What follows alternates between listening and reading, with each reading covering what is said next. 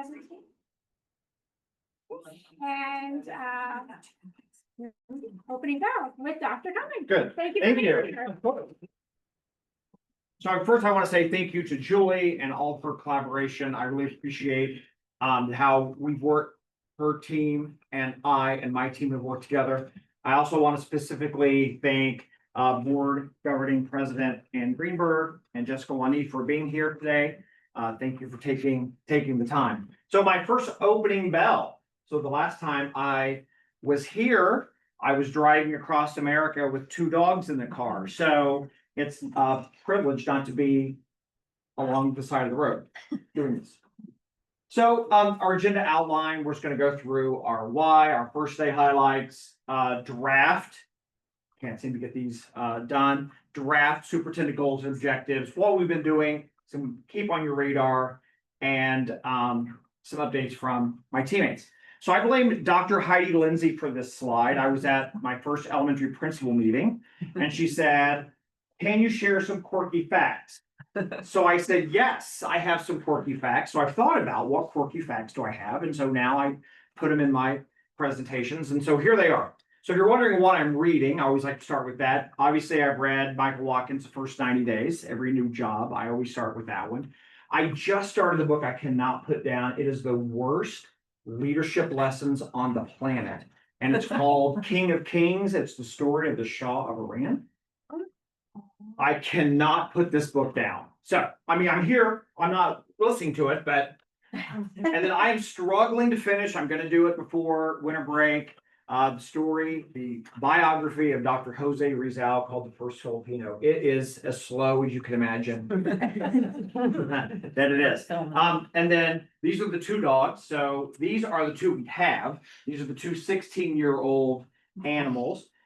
Charlie and Nacho. I'll let you guess which one. And then the universe has brought us a brand new one. And so she arrives in October. So it's going to be fun to see how a 9-month-old dog works with 2 16-year-olds. And then just a word about my doctoral dissertation. I'm a very lucky guy. I was writing my dissertation. I was looking at the special education needs of students with HIV. Ryan White was an 8th grader at my school while I was a senior. And so he was barred from school because of his HIV status. And the Indianapolis Children's Museum, it's 20 years now, was opening an exhibit called The Power of Children. His mother had donated all of his accoutrement, including all of his fan mail and her sympathy notes.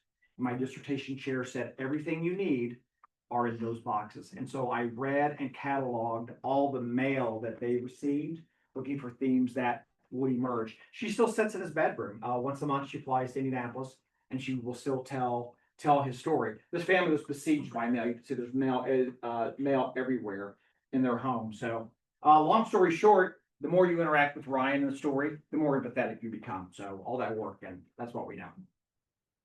So I want to share my why. Why am I where I am? Why do I do what I do? So I'm a teacher at heart.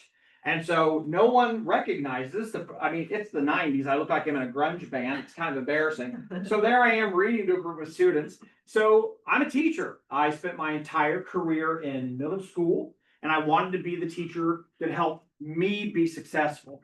And so one cute story, this team right here, my buddy Matt and I, the previous year, they had hired a lay coach. These were 6th graders who could barely put on their helmets. And he had gotten so frustrated that he ripped a door off a locker room. So we can do better than that. And so we coached football. I didn't play football. I don't know anything about football, but we coached. And so my job was to make sure that they all had their helmets on.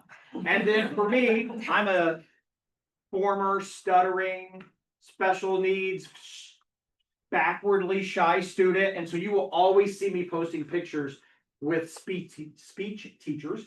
And those are some of the speech teachers in our district. I'm grateful for what they do.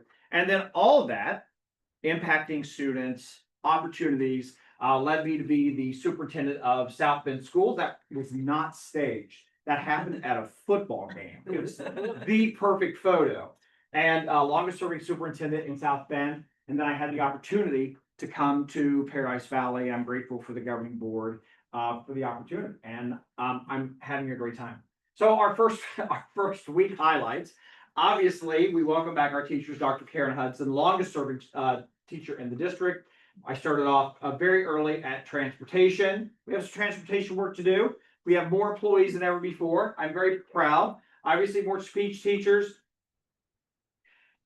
I rarely interrupt classrooms because that's what we do. I'm going to interrupt a kindergarten classroom every single time. And this is first day of kindergarten.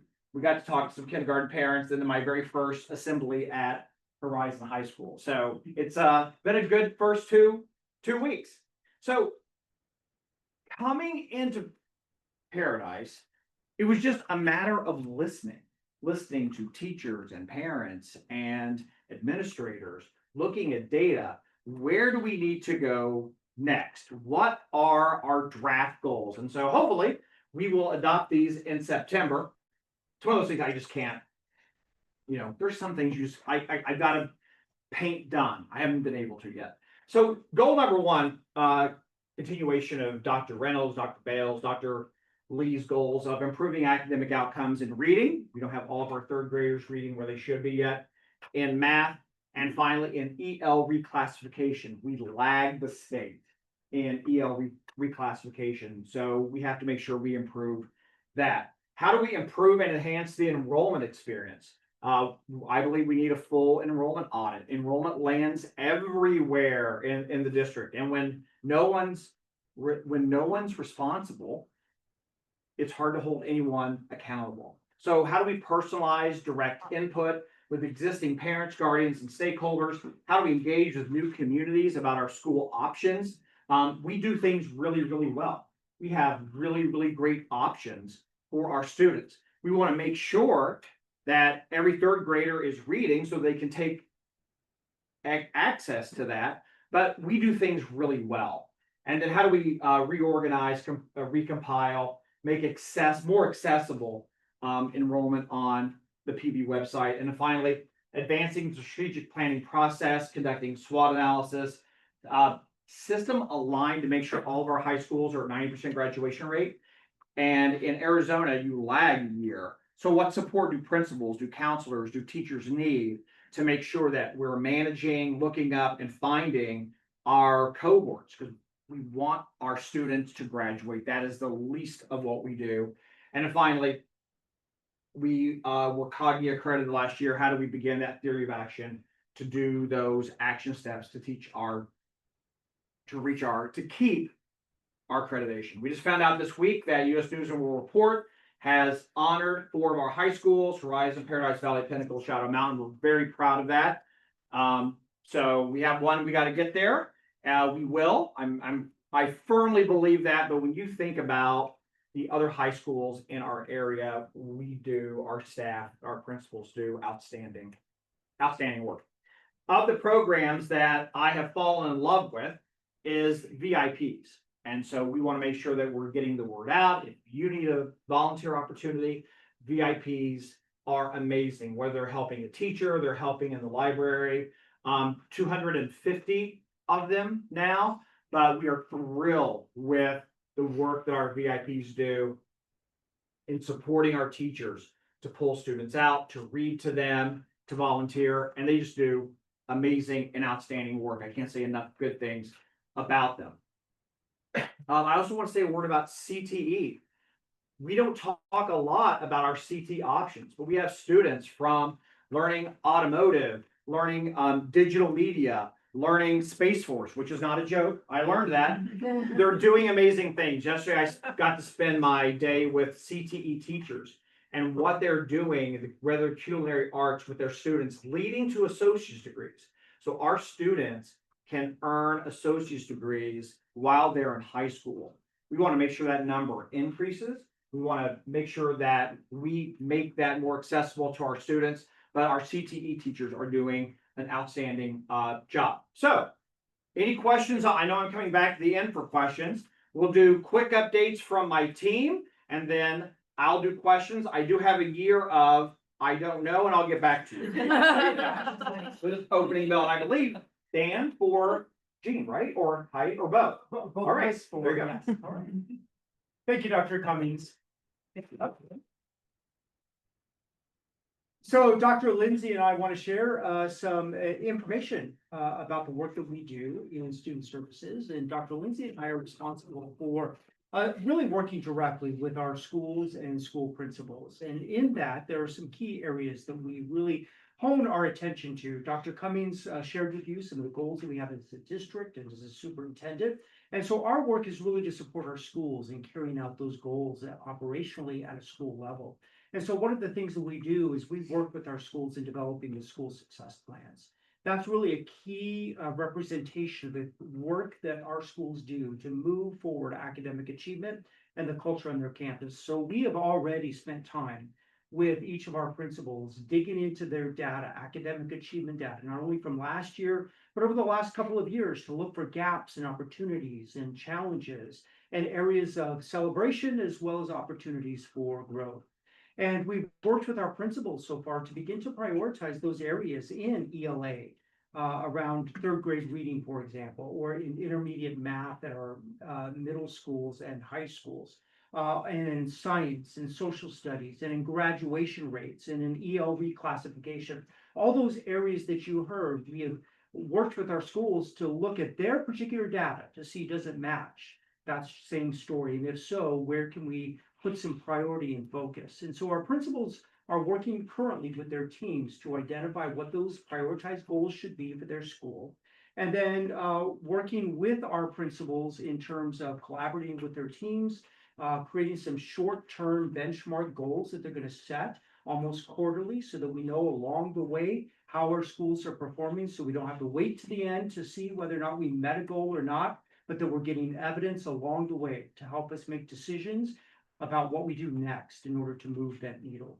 So this represents an important work that our principals and leaders are doing at their schools to move student achievement and to move their particular campus for both their families and for their students. So that's one of the key areas that we are doing.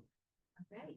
In addition to that, supporting leadership development in our district. So a core function of mine and Dr. Corson's responsibilities is leadership development.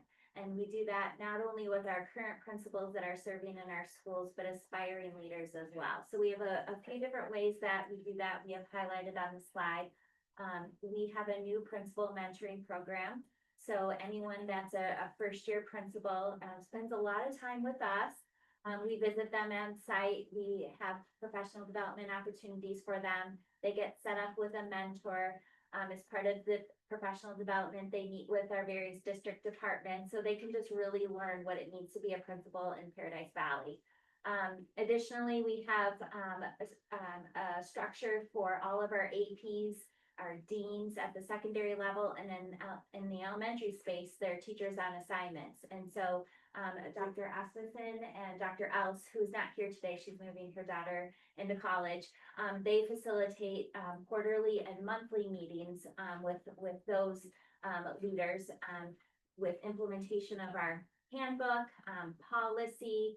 They do a lot of work with student discipline and behaviors, school safety. What am I forgetting, Dr. A? Anything? You did it really well. Okay. So a wide gamut of all things assistant principal.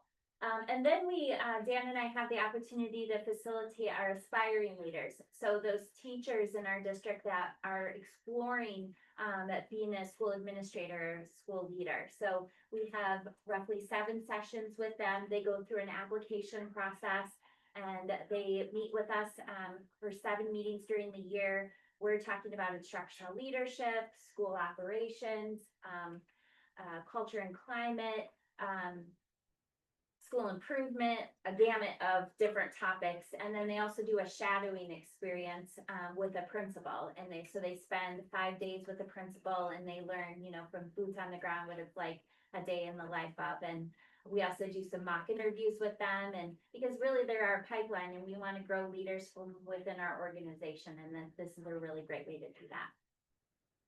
We also work with our schools on multi-tiered system of supports, and that's really just kind of an educational frame for answering really kind of 2 questions. How do we ensure that all students are learning and making good behavioral decisions? And what do we do? How do we respond when they're not learning and when they're not making good decisions? And making sure that we have systems in place to do that. And there are two particular areas that we are particularly focused on, both around that academic side of learning as well as the behavioral side, is attendance. We know that there is a national problem with chronic absenteeism that has been part of our country really since COVID, and school districts across the country continue to navigate this new culture of chronic absenteeism. And what do we do in response to that? How do we create positive environments to encourage students to come to school, to be here? Because we know that if they're not here, they're not learning. And so we want to provide that kind of rich experience that are going to draw schools here, students here. And so what does that look like in terms of attendance? And working not only in terms of how do we create that environment for all kids, but how do we respond when we targeted a group of students who are just chronically absent? And then establishing school expected behaviors in general. Additionally, we're also working with our school leaders on how they can really leverage the support of their school and local communities. So, this group, obviously, the parent organizations is a huge emphasis with our school leaders in terms of how they partner with parents in kids' education. So working with them as school council and how they partner with the parent organizations. Additionally, we have other opportunities. Some of you may be familiar with School Connect. That's an organization that really has a structured program to bring together different local businesses and different groups, religious organizations together around a school. So school leaders can really discuss what the needs are of the students in the community, and then how does the community come together to work towards those goals. So from a customer service perspective, that's really important too, because we want our families to feel connected in our schools, to have good communication. So it's a huge emphasis on what we do in supporting our principals. And then lastly on our list, school safety, which is important to all of us and parents included. And we're so fortunate to have Dr. Asmussen and Dr. Els be kind of our leads in school safety across our district, and have put into place systems and procedures to really ensure the most safety that we can have. We're very fortunate to have an ADE grant, which supplies resource officers to our campus. We're coming to the end of that grant cycle. We're going to be embarking this year on refiling for that grant, so that hopefully we can receive that for the next 3 years. That grant is competitive every time. And so really kudos to the work that our schools have done in the past to really make a good case for how we use the resource officers to be impactful in our schools and students that we have gained those resource officers up to this point. And I'm confident that under Dr. Asmussen and Elsa's leadership, that we'll secure many of those same grants again moving into next year as well. We also have a district emergency response team that gathers together periodically through the year to review our district systems across our district to ensure that we are prepared for any type of emergency that might come our way, small or big. And likewise, we have school emergency response teams too that meet regularly under the direction of the principal to assess their safety systems and do reflections after both mock and real lockdowns that they might have, and fire drills, because we're always working to improve under continuous improvement the work that we do in school safety. So we're very fortunate to have them as our lead, and that's an important part of the work that we do. Anything you would add? All right. Thank you. Well, I'm going to stay up here for another moment. Mrs. Copen is our assistant superintendent for curriculum and instruction. Unfortunately, she couldn't be here today, so I'm pinch hitting for her. And unlike, the work that Dr. Lindsay and I do in working directly with schools and school principals, Ms. Copen's responsibility is to work with instructional departments. And so there are 7 instructional departments that Ms. Copen oversees. You see them in the heart over there. Everything from assessment, curriculum, fine arts, gifted IT, special education, federal programs are all departments that fall under her supervision. She has directors in each of those departments, and really what she does is help to coordinate all of those systems so that they're working in harmony towards our district goals. And so she does interface with our schools and works very closely with Dr. Lindsay and myself in terms of working to support our schools through all of those different departments. Some of the key work that they have going on in the curriculum instruction department, one is to continue the work of our Cognia accreditation.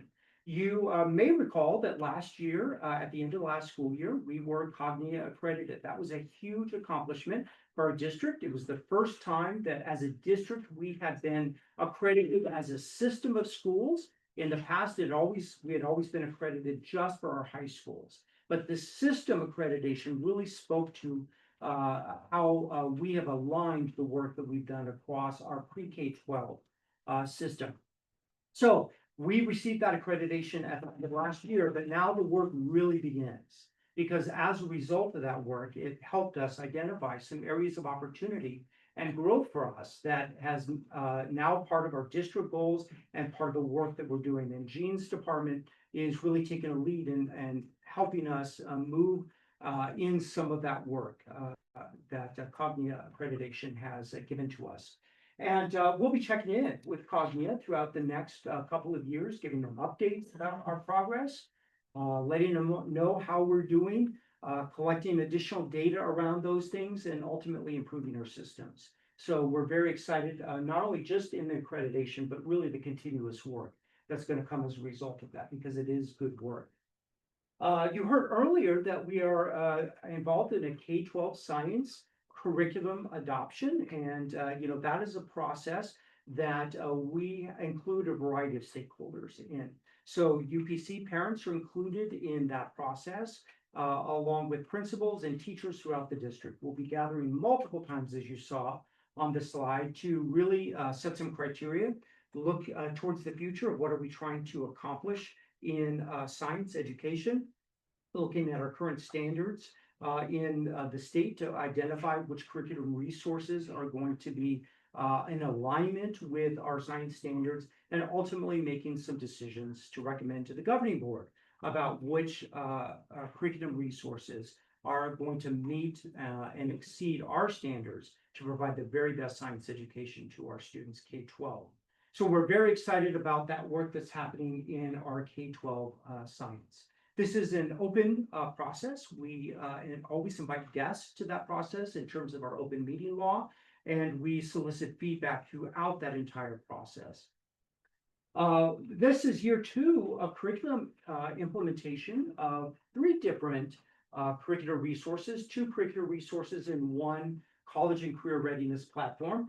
You may remember that we adopted a K-6 reading called Wit and Wisdom last year.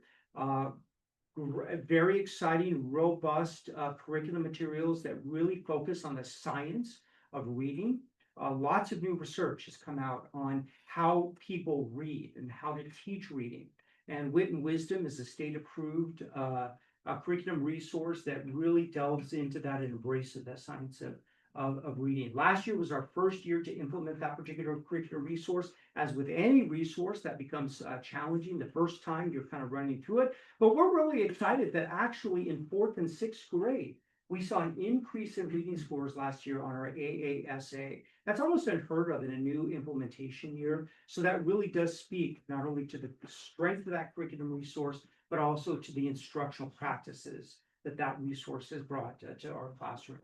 We also adopted a K-12 social studies, a couple of different resources at different levels. McGraw-Hill was one of those resources. TCI was another resource, really focused on the mindset of becoming a historian, not just learning about history, but kind of embracing the idea that, like, how would you work if you were an actual historian? And so really exciting materials there. We also brought in a new lead counselor for the district. Jackie Clayton was a counselor at Paris Valley High School. Jackie Clayton has now accepted a kind of a district level position as a lead counselor. And this is a much needed position to help us move in our college and career readiness.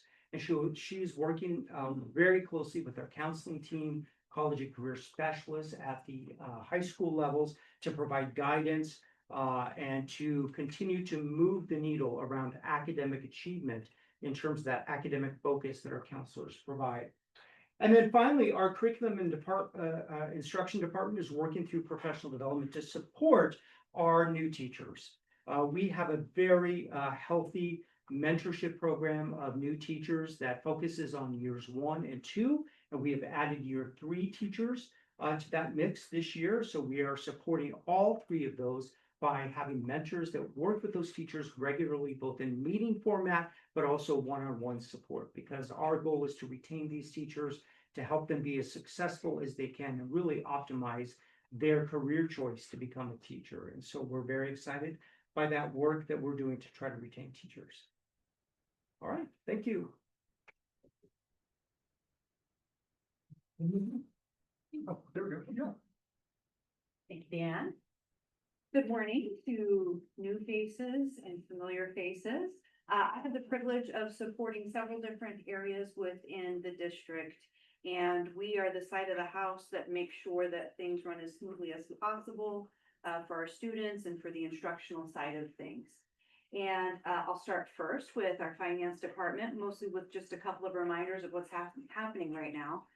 Finance, we are deep in the midst of audit right now. We are deep in the midst of closing last fiscal year out, and then preparing the annual financial report.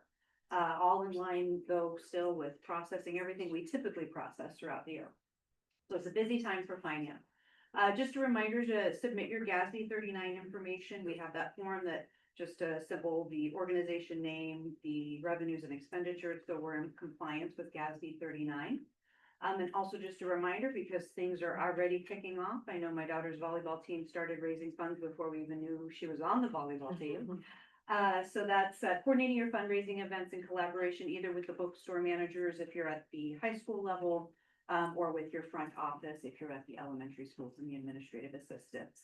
I am not our finance chair, so is this for us and does my finance chair know? I have no doubt your finance chair knows that. Okay. Feel free to Tag us under just for a tag, reminder. make sure, yeah. Okay. Next is with our facilities staff. We love that our organizations are always interested in supporting our schools through improvement projects at our campuses. We had a few unusual incidents last year, and so I would just ask you, please, as a reminder, make sure you're working with, and your principal at your school site can help you coordinate if you don't have their contact information. Make sure we have that building and grounds application that's submitted so we don't have any issues with that moving forward, because we love the projects that our schools are able to do through our support organizations to beautify them. And then a big thank you, as always, to our voters for our voter approved bond initiative this summer, just over the summer, not this year, just the summer. We did $38 million in projects, and that's just building projects. That doesn't include furniture refreshes that we did at school sites, technology, school buses that were purchased. There's all of that other stuff happening too, but just construction at our school sites, $38 million in projects. So next we have our food and nutrition. We have added, I think it was 2 campuses this year, 2 more elementary schools to our CEP, which is our community eligibility.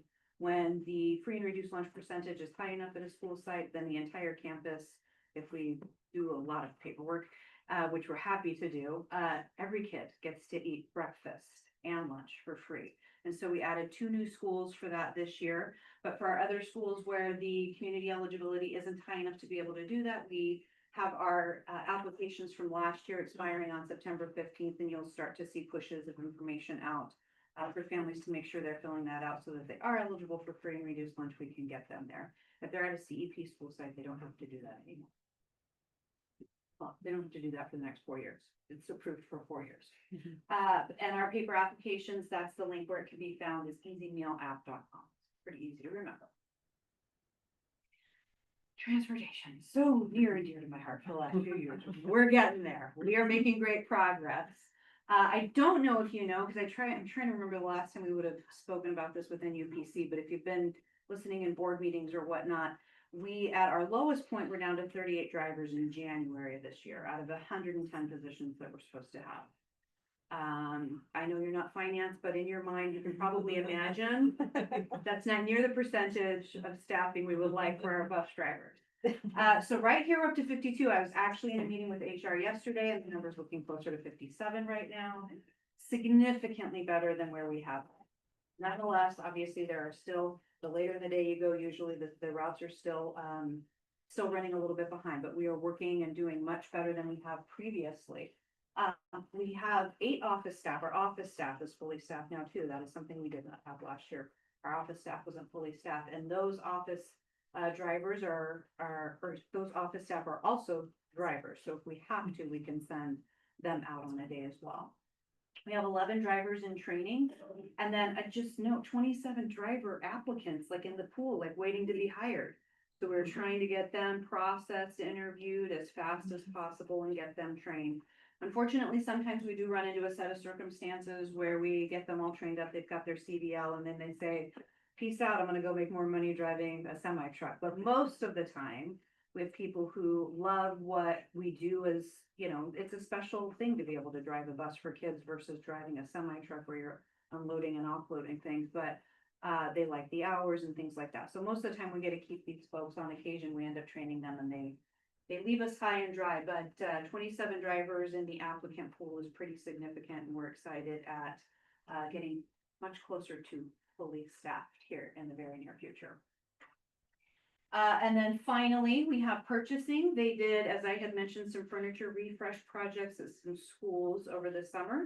That also came out of a bond approved initiative. $16 million over a $340 million bond was set aside for furniture refreshes at our elementary and middle schools. And so we're continuing to work through those. We're collaborating with the department heads from purchasing to make sure the end users have as seamless of an experience as possible. And we continue to make upgrades and updates to that. Amazon was a big one that we went through last year to make sure we could use Amazon and achieve that pricing. It was a bumpy process to begin with, but now we are able to use that, which is nice for our schools. And then we have some upcoming contract rebids, so they're working on ensuring the best pricing and making sure that we're in compliance with all of those pieces. And then next we have Dr. Holmes. Maybe work backwards. I know I Go back. introduced everyone once, but just what you do, your title, and we'll work to Dan and Heidi. Yes, Jill Berrigan, Assistant Superintendent for Business Operations. So I would say the operational side of the house, and these guys all take care of the instructional side of the house. And we'll back up and Dan, Heidi, want to redo it again, please? Sure. Heidi Lindsay, Assistant Superintendent of Leadership for Elementary. Dan Corson, Assistant Superintendent for Secondary Leadership. And now we'll go forward. And Sean Holmes, Assistant Superintendent of Human Resources. Good to see everybody this morning. Okay, so in human resources, I would share with you some of our most important work, which won't surprise you, is doing our part to facilitate ensuring that all of our many positions are staffed. And we have so many beyond the classroom teacher that you all know there's quite a few people that support the work that our classroom teachers do. And so for us, that is some of our best work and ongoing and daily. What I thought I'd share with you today is just some of what I call our projects. Every year there's some projects that bubble up. These are the ones that have that are up this year. In the world of teaching, SEI endorsement, so structured English immersion. There was a time when all teachers were required to have that endorsement. There was a brief time when they weren't. Now, they are now required to have them again. What we have is a bubble when we have approximately 200 teachers that don't have this endorsement yet. So one of our projects this year is going to be helping bring that awareness to the teachers that don't do it, and then helping them to figure out how to get that done. In the world of background investigations, of course, we do background investigations on all our employees as we serve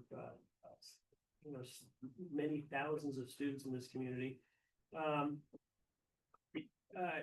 There are teachers in particular, and bus drivers are required to have fingerprint clearance cards. So it's a little bit different than a typical fingerprinting back investigating. There is a growing trend of school districts around the valley that they're moving towards having all of their employees receive fingerprint clearance cards. And part of that is connected to ADE continuing to hint that they're going to push to have that be a state requirement. So that's one that we're taking on this year that we will likely get to this year. Onboarding is something that we are constantly working on. We have it is a production to get people employed in the district for many reasons. Safety first and foremost, certifications, background investigations, which we've talked about. The many IT systems that the systems that we require to do work. So that's something that we're trying to figure out how to be quicker about, get people in the positions faster. And then last but not least, we do have quite a few contract employees that we were, because we do have, in some cases do struggle to fill positions, and we just have to have people. So this is an area that we're analyzing to try to see if we can do better at. To a couple of primary reasons. One is cost, because contract employees are expensive, and two, they're not our employees. And when they're not your employees, they're not as committed to the organization. So it's something that we're trying to work on this year. And then I'm just going to finish by saying, keying back to Ms. Berrigan's comments about transportation. That was something that we did quite a bit of work on this last spring. We could not be happier about the results that we're seeing in terms of being. It was a particularly big deal for this one. All right, and Matt Drogi.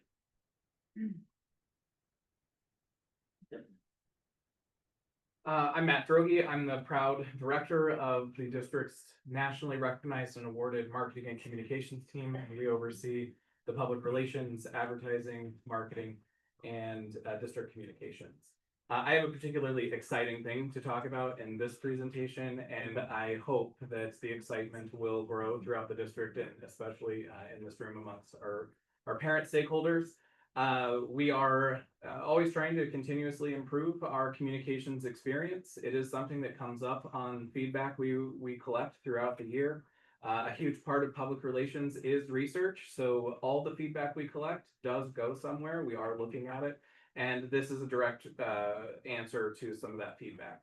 Parent Square is a all-encompassing communications platform that is growing across the state of Arizona and the country.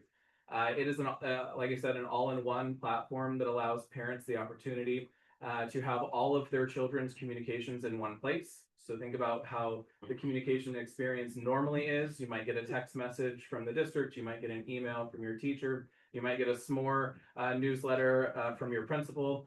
You have to go to all these different places to find all of these pieces of information. And then if you can't remember when the Papa John's night is, where do you go to find that information? It can be stressful.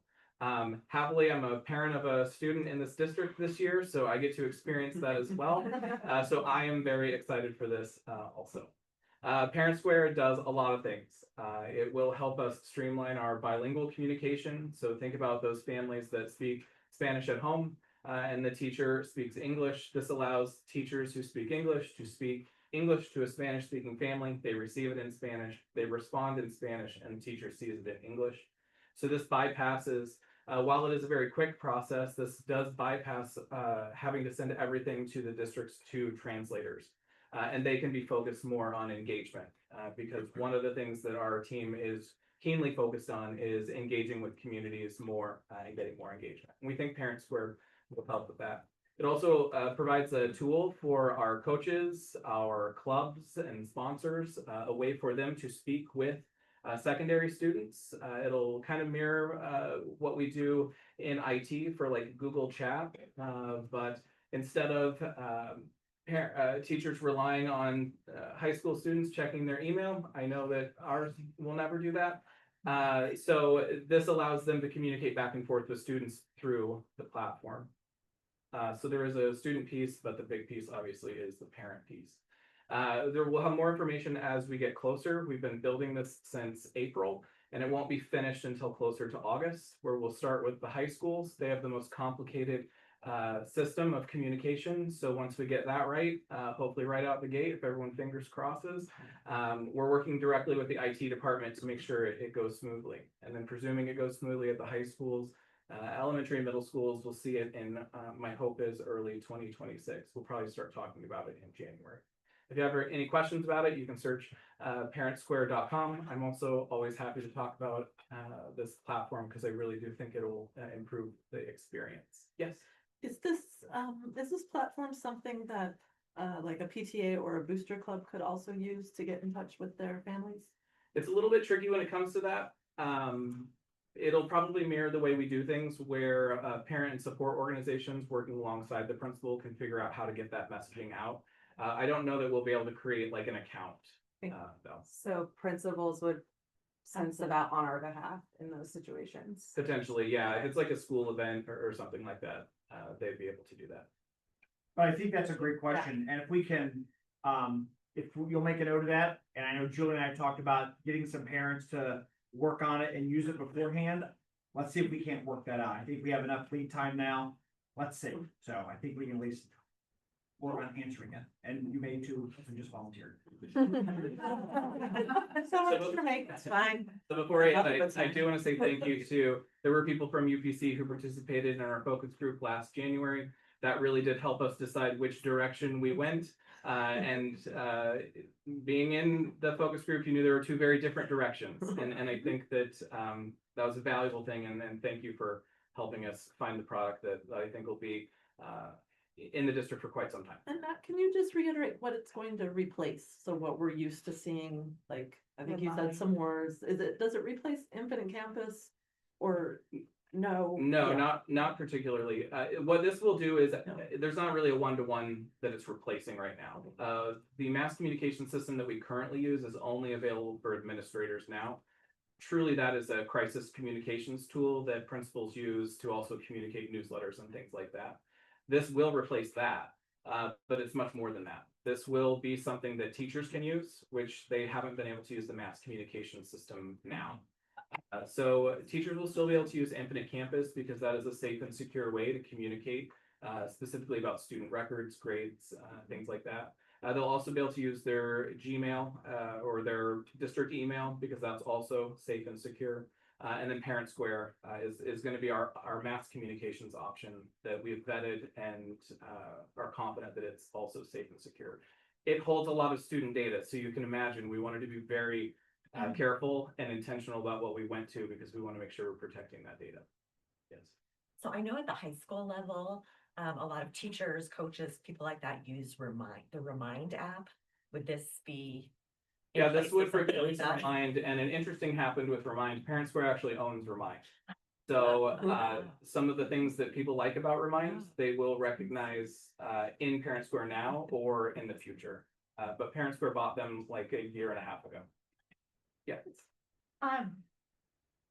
Specifically like with special ed with our UPC group, it took us probably 8-9 years and 3 superintendents to be able to like blast our seminar information out to families. Are we gonna restart the wheel, or is this something, or is the special ed department still gonna be able to do that? Or is, because after like all those years. Sure, I understand. And all the superintendents, like, we don't wanna start over. It was such a big battle. So in the marketing and communications department, we want to facilitate good communications, even though we don't write every communication or send every communication out, and you really can't expect 8 people to do all of the communications that go on in a district. When we fall into that support role, how that looks is we have already met with the special education department. The gifted department also has similar needs where they would like to be able to send newsletters and communicate with parents on their programs behalf. And knowing that they need that feature, we're able to work on it from the beginning. So hopefully it should be built in. Those are things we are working on. So my hope is you do not have to start over. Yeah. So it is key to know that there are those needs, and then we can incorporate them in. So, but we are working with special education. Thank you. It sounds like this is not gonna be the answer, but going forward, I thought, like, is there a way to have directories for parents, for schools? Like, I know some of the schools, we have like membership toolkit for one, but the other one, there's no directory. So it's like, is there an opportunity here to have directories so that parents can get a hold of each other or whatever? Yeah, this is really cool. And you'll probably never use these website directories ever again after this is launched.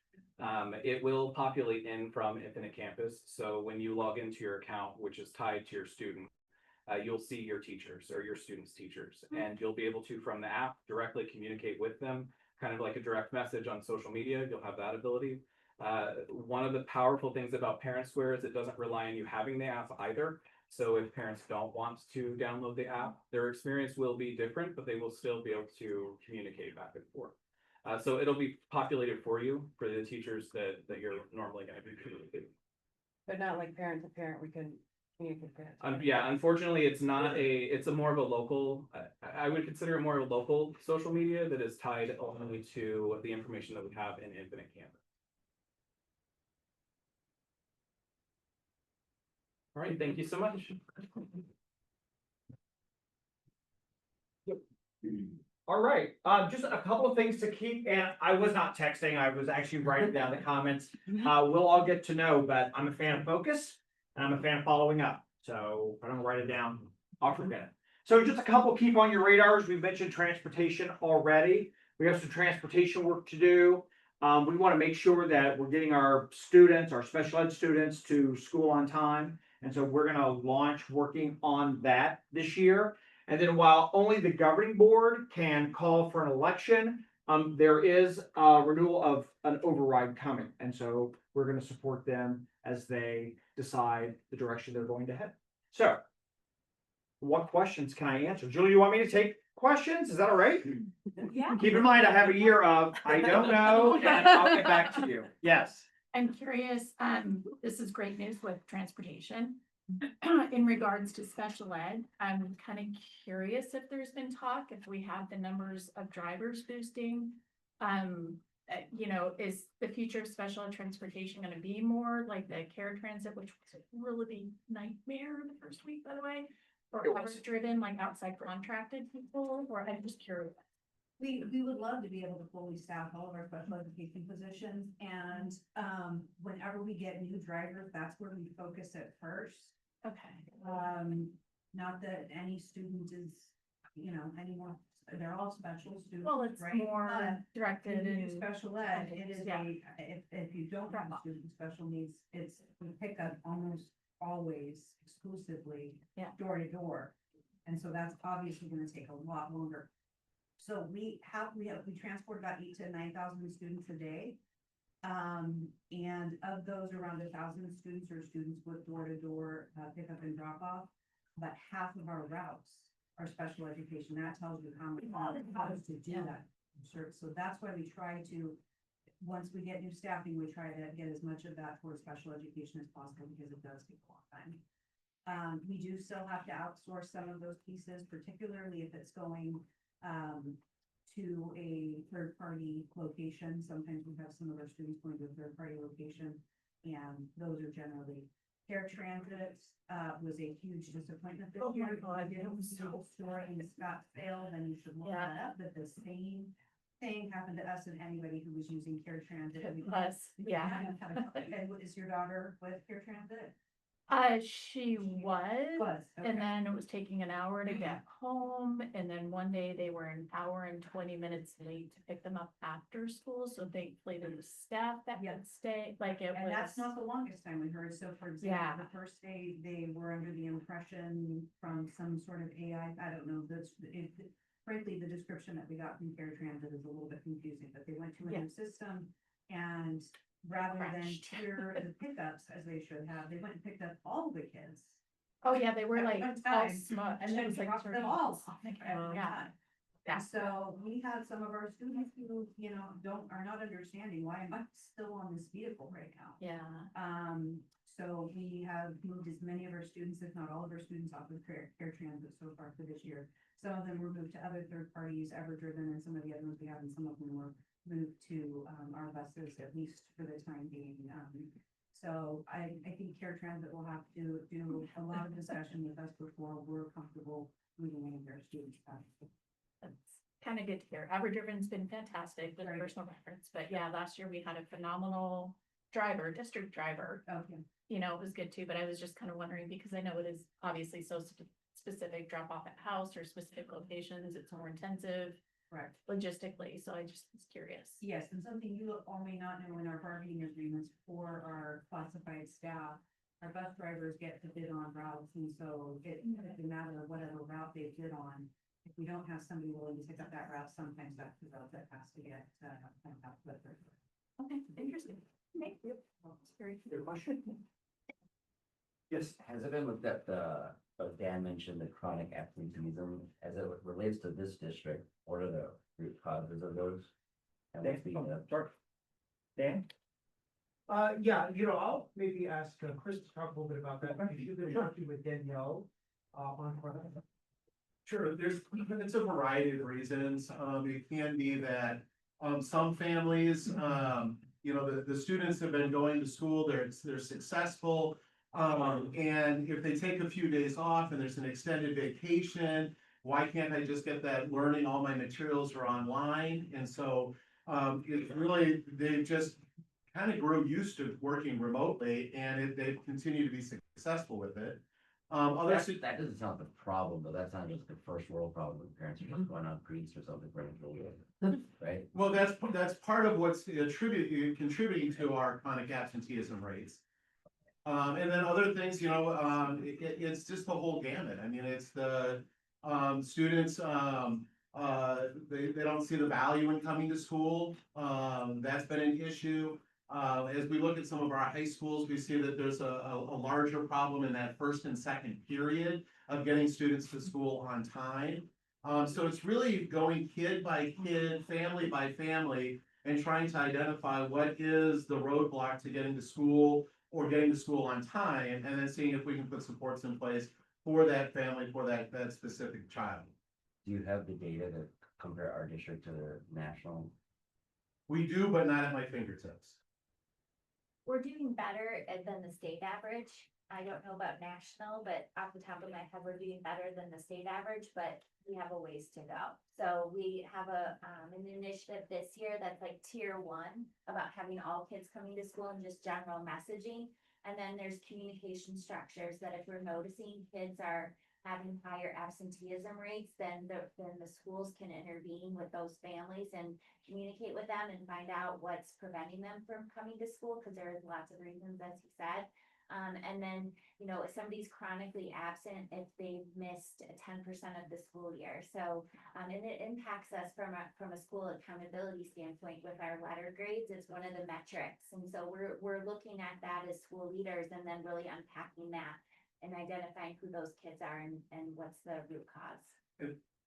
Just real quickly, that our approach is shifting away from, if you don't come to school, you're gonna get in trouble, and shifting more to, we really are missing you at school. How can we help you get to school? So, creating, opportunities at the school where kids want to be there. So there's that fear of missing out. Like, I should have been at school to participate in that lab, or I should have been at school to participate in that assembly, or I wish I had been at school so I could spend more times with my peers. So really, taking that approach of, how can we lead with the carrot, and how can we meet the, again, specific needs of kids? Ms. Wonders? I so appreciate that. Thank you. And thank you for defining chronic absenteeism as per state, because I think that's a really important piece. 10% is roughly how many days? 18. And does that distinguish between excused and non-excused at all? It's all. So, I mean, I think I would imagine a lot of kiddos could potentially fall into that group, and then to discern and decipher, are they excused? Are they not excused? Was there a surgery? Was there, right? Like some chronic sicknesses and things like that. Like, that's a lot of data to look through, I would imagine. So Yes, and if there's those students that have those kinds of situations, there's a process for that through chronic ill. So they can work through, parents can work with the school nurse to get all of that documentation in order, and so we can develop some supports. And I just also want to mention, Dr. Corson mentioned our school success plans. So principals have looked at their absenteeism rates, and they're setting, if that's an issue at their campus, they're setting a goal around that and specific action steps that they're doing as a school. So you may see like incentives for the kids, like, with stickers, and they're coming up with all different kinds of you know, initiatives and ways to promote, you know, celebrating when the kids are coming to school, because then that encourages the kids to go home and say, I need to go to school, you know, that's important as well, especially at the elementary level. I was, just a comment, that's great that you're doing with it, some of those things, but I just want, the first one was like not in it, it's not gonna be as much in your control. So the missing, that kind of the flipping it on the head, then you're missing school and we miss you. That's great, cause I know parents that right now, that September 22nd, 23rd, they're taking the rest of the week off. Those same parents are taking off that Thanksgiving. And that, and then if they're sick another handful of days, they're pretty close. Yes, we've had those conversations and principals, that's a lot of the strategy and that then those principals having those conversations with those families where we see a pattern of that. And so then we can talk about like, this many days equates this much missed learning time. And this is what's happening as a result of that, how that adds up. I got a random question. Has the district ever considered doing like the longer spring and fall break blocks to try to like get those families that love those extended vacations? And has that been on that? I know Yeah, this year consideration. fall break is 2 days and then awful, 2 quite days? frankly. I mean, I know there were reasons and I know the Yeah, calendar. reasons. I know the calendar committee meets, but the 2 days off and then like a week and a half later, another 2 days off. Yeah. I mean, I'll be curious to find out how many people take those They 3 can't days. work and- on a nice those 3 vacation days. taking our kids, 'cause, Yeah. like, my Like- husband's presenting in last Vienna, year. I don't know where to go. Right. But I would make sure my kids make up their work and things like that, but sometimes we are targeted, like, you have lower attendance, even though my kids are not the ones falling behind academically, so is there a way to like focus on they are actually missing learning, or is there, you know what I mean, like, cause sometimes extenuating circumstance, and obviously travel's not really an extenuating circumstance, but like the chronic ill is, or I just know parents sometimes get really frustrated, and this happened in my last district, with the hyper focus on attendance when their kids weren't necessarily the ones that the attendance correlation and hurting curriculum, like coordinate. Does that make sense? No, I know, but that's like something we can't control the state, that metric, but sometimes that metric maybe, I don't know, there's ways that that metric maybe isn't as valuable, right? Yeah. Dr. Lindsay is on the calendar committee. The pleasure to facilitate. Well, like I said, I committee think the calendar with committee. kids this year. Yeah, when it, for when it years. meets next, I think the data from this year will be Yeah. very interesting to look at because, you know, last year we had a full week and then this Yes. year we have two day or Yes. 4 day weekends. And so I'd be curious to find out, Well, does I that- would does be, that impact it? So. meeting and putting this out to this group to get some representation to serve on that committee. I think So I this just is something volunteered. that you're- Second volunteer. I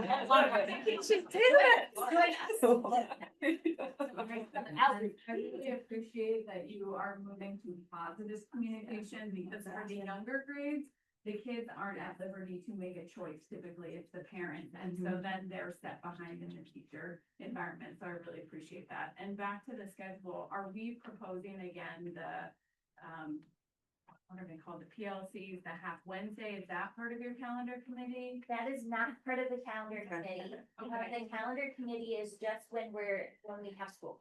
So all the days that we're in session, 180 days. So the professional development early release, that is a separate process. So can I unpack that a little bit, may I? Yeah. So your question, like it, don't like it, want more? Because as I listen to all my stakeholders, let's. I don't know that you want my response. I haven't yet heard from a teacher in the district that has valued or taken something beneficial away from the PLCs as they exist today. They need and want more instructional time, and so taking more instructional time away becomes a challenge for them to facilitate the curriculum they already have. So that is my concern as a parent for my children. I want them to get the most out of their teachers, and if the teachers value classroom time more, I'd rather them be in the classroom. If there is a way to ensure that those PLCs are beneficial and the teachers are walking away and feel better equipped and are having more success in the classroom, then that's something I could get behind. not considering what the impact is for half day Wednesdays as parents or to the rest of the family, right? Just. I just came from Peoria Unified School District, which is 20 minutes west. They do have Wednesdays. And from a parental perspective, I hate that. But I also was able to, I was also able to get them. I don't know if, I think the teachers value theirs over there just because, but Peoria has way less resources than Paradise Valley because they did not pass their bonds or overrides, like they haven't passed bond in 20 years. So their resources are a lot slimmer. But for, I think it's just not every school, maybe our school district is different, but like childcare is really hard on parents for half days. I mean, that is every week. And it's in the middle of the week. And the reason it was in the middle of the week was because when it was on Fridays, they would just leave on Thursday for the weekend. So that would be an attendance concern as well, but it would need to be in the middle of the week per se. So I would just say, while I'm agnostic at the moment, just doing lots of listening. So yesterday, because I like to live through it myself. So yesterday I did my first half day with fine arts, CTE, and gifted teachers. So on one hand, there's lots of different hands. On one hand, teachers like to collaborate, it gave them an opportunity across grade levels, across schools. On the other hand, there is the instructional time issue. Listening to other teachers and principals, if we're going to ask them, improve graduation rates, make sure third graders read. You just heard Dr. Osmonds talk about student by student. There's 27,000 of them. That takes time. And so I think there's lots of thoughts and opinions. I want to see how this year goes. I know there's been some talk about, not every Wednesday, that seems like a lot, but how do we maybe add half days? But let's see how half days go. And so living through it this year and working with the calendar committee, doing lots of listening to teachers and principals and now parents, let's see how it goes and what are we getting out of that? So good. All great things. Yes. I just, as a side, so like I have a couple of friends who don't send their kids to school on half days because they're like, why should I? So I just wonder if the attendance on half days is significantly lower. I don't know that. I don't know. Do we know that off the top of our head? Sure. Okay. I'm gonna use that. The not at my fingertips. I don't know. I'll get back to you. Not at my fingertips. I love that. Yes. So for myself and the parents that I know, the half day is not the problem, like the MT day, like afternoon is not the problem. It's the morning. The teachers are a little looser on their instruction. Okay. So I need to add to keep on my radar, teacher collaboration and half days. And we There's can not talk about teaching that. go, I guess, yeah. Okay.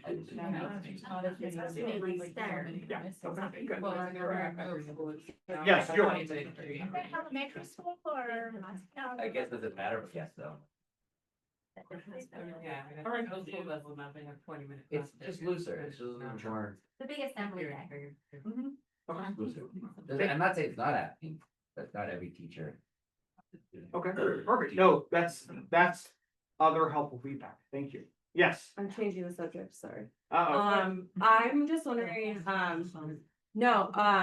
the VIP program here where you like apply to become like a volunteer to site, does that make you a district employee that creates a conflict of interest as a parent group, and do we know how that works? Like, are you an employee? No. So it would not create a conflict of interest to school, like to serve on school council or to collect money? Okay. You're a VIP. You're Just a a volunteer. Volunteer Well, in no, Paradise. Okay. Yeah. Because you have to follow the application. It's like legit. Okay, cool. All right. Oh, okay. Can I say thank you? That was my first opening bell. That was so great. Looking forward to many more. Thank you for the invitation. Thank you so much for being here. We'll look forward to seeing you September 17th. You're gonna stop by at the beginning. I'm doing what? Yeah. Yes, I'm sure I am. All right, so we didn't do it today. We wanted to usually at the beginning of the meeting before we get into the business. The superintendent comes in for some quick updates and Q&A. And we skipped over that today because he was coming back and didn't take up all his time. So we're gonna sign off. Thank you very much. And everyone, have a great school year.